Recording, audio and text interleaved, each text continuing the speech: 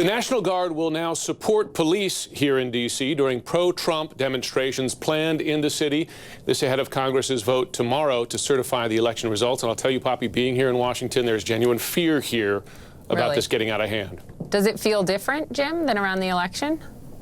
It feels similar, frankly, and you see police presence, you see billboard, wood going up over windows, etc.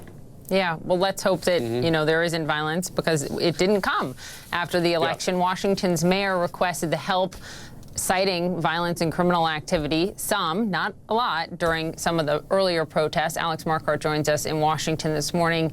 Alex, good morning. What do you know about how many National Guard members will be activated, where they're going to be, what they're going to do? Hi there, Poppy. Well, we've learned, I've been told by the mayor's office, that the number of D.C. National Guardsmen being called up is around 340.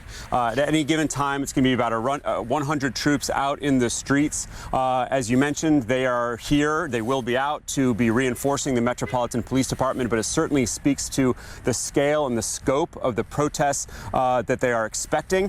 They will be unarmed. The mayor of D.C. made that request in her letter. D.C. is not a state, so she does not have control over the National Guard troops, so she had to request them.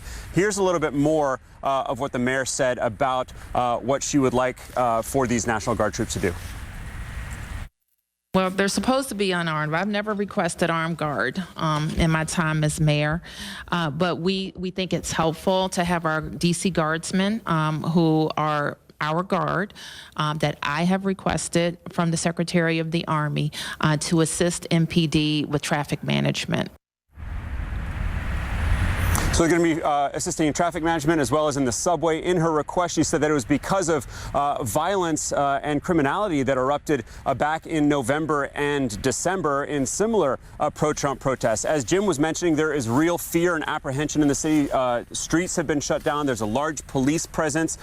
We are expecting over the course of the next 48 hours a significant number of people, different rallies in different locations. I'm at one of those locations here on the Ellipse. This is just south of the White House. You can see that stage right there, and the president himself has said that he will be making an appearance. One of the groups that is set to be in town is the Proud Boys, the far-right group that has been supporting the president, and their leader, Enrique Tarrio, was in fact arrested last night here in D.C.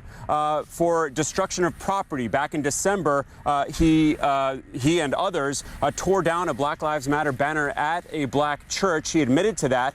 He was also found to have 2 high-capacity firearm magazines on him, for which he was also charged. Jim and Poppy? Remember the president's comments in the debate to the Proud Boys? Stand by. Alex Marquardt, good to have you there, but please take care.